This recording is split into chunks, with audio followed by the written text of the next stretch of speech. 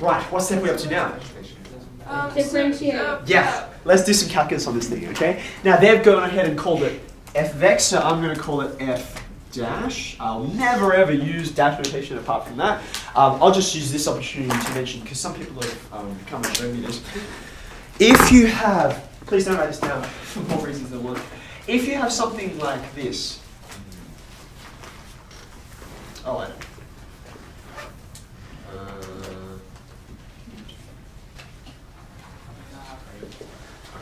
So, we know that when you differentiate a log function, right, what pattern are we going to get when we get at the end? Yeah, f dash on f, which we're used to looking for that when we integrate, but here it's what we're going to end up with. Okay? So I shouldn't have put an equal sign there, it's not very useful. Now, being that it's f dash on f, some people just take that notation and they'll put it into the next line. So this is what they will write.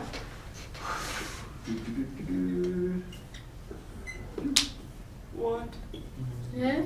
Okay, now I've chosen this particular example to highlight to you how crazy this is, because you can see that's, I just said it to you, right? That's meant to be a dash, right? But that clearly does not look like a dash. What does that look like? It looks like a 1. Because look, in this context, of course it looks like a 1. I'm raising things to powers. Don't do this. Don't ever do this. Like some people will write, I mean, maybe it would look less crazy if I wrote something like this.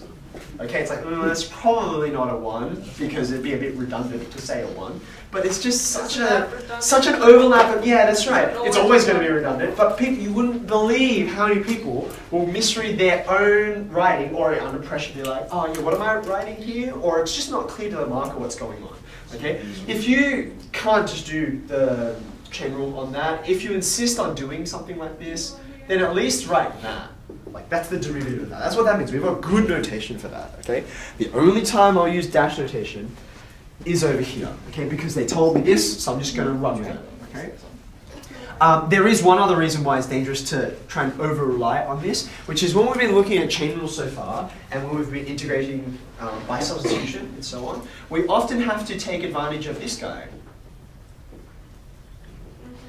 Now, when you're doing chain rule or reverse chain rule, right, it really, really matters what you're differentiating with respect to. Like, which variable am I looking at?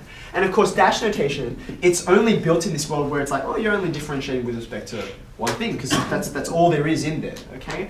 But we know, we learn so much calculus that sort of takes you away from there. That's why I try to avoid this notation where I can. Bless you. I'm only using it because the question kind of forces me.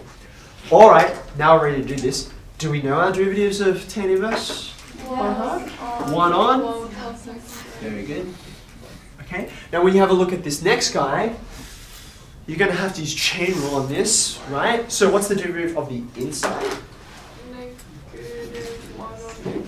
Yeah, if that guy is x to the -1, right? Then the derivative of that is just like every other quantity, right? We bring the power out the front, and we reduce the power by 1. Okay, so I've got -1 on x squared. Yep, that's the derivative of the inside, so I'm going to write that straight away. -1 on x squared. Now I've got to do the derivative of the outside, which is just like this, with one difference. Yeah, instead of an x there, it's a 1 on x. That's the inside function. So let's go ahead and we'll write that. There is the derivative of the outside. You happy with that? Okay, now you can see there's this marvelous, nice simplifying that happens, right? For starters, well, we've got this guy out the front.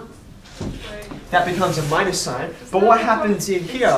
The x side goes to top. Yeah, very good. Well, I mean, so I can think about this a couple of different ways. Probably the easiest way is to just say, this is 1 on x squared, right? Okay. I'm just going to multiply through my denominators, yeah? So what's going to happen is 1 over, there's an x squared there, and then there's a +1 there. Do you see that? You see where I've got it from? Because you get 1 on Yeah, but isn't that 0? Yeah.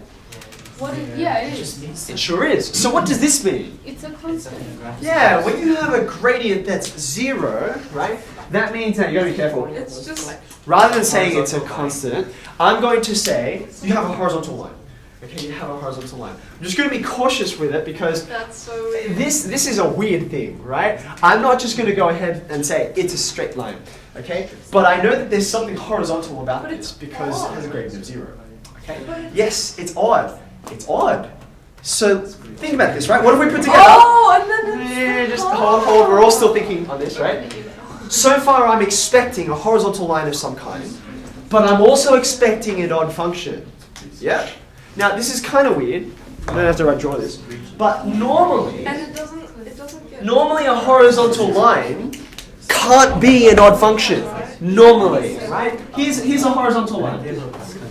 It matches my f dash x equals 0. But it's not odd. What kind of symmetry does it have?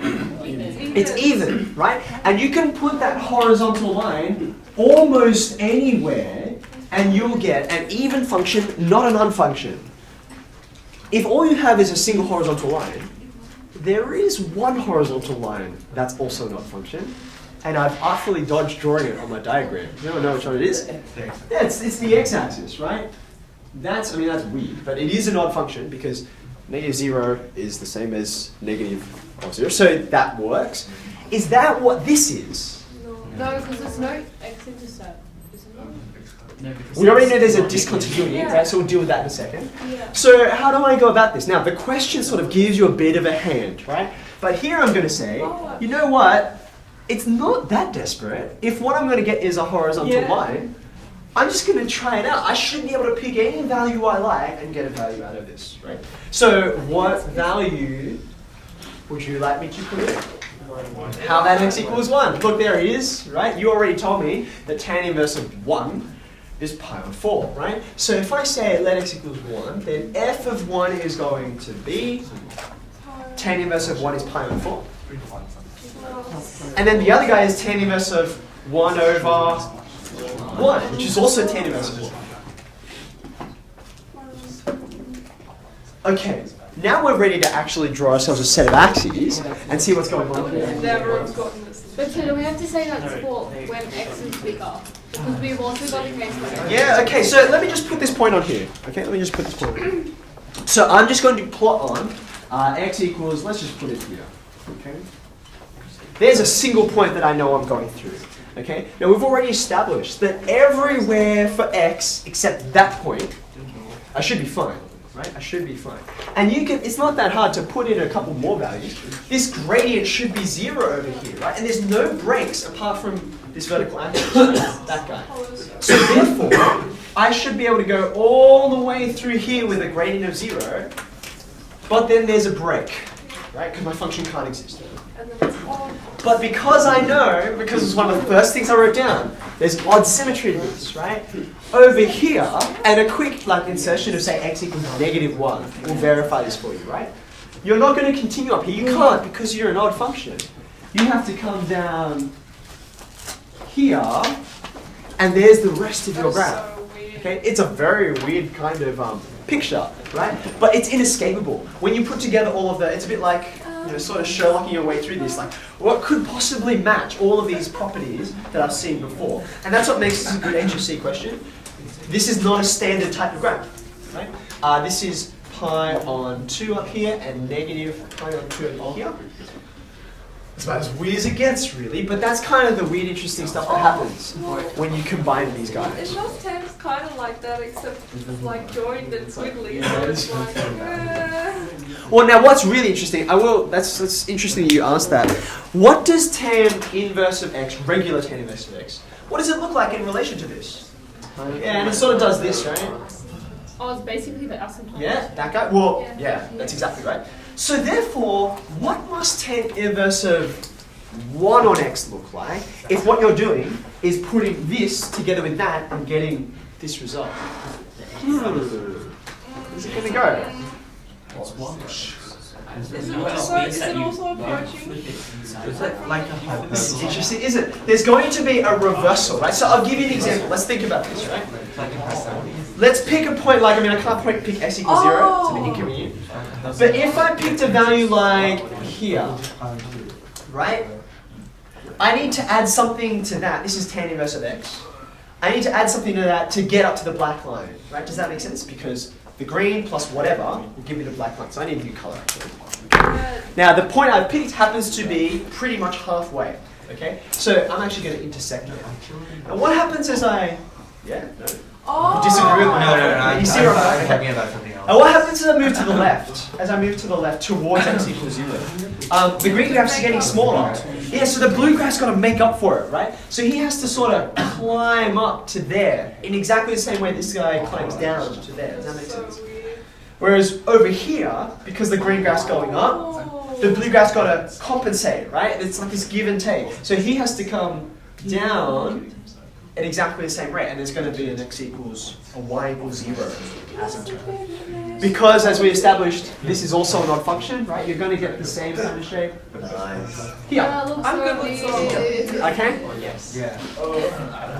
So, that was just a point of interest. Now I want you, remember I asked you to look at this before? Can you look back at the question now? Because I asked you to look away from it.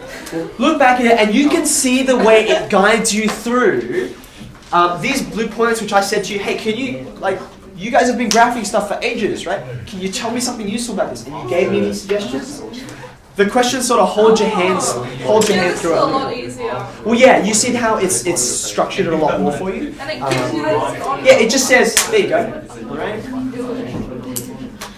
So you can see, by the way, if they've just handed to you this, right? It's like, oh, okay, this is not something we're assessing here right now. But they could easily turn it into a question, like I did, where I am assessing. Do you recognize this?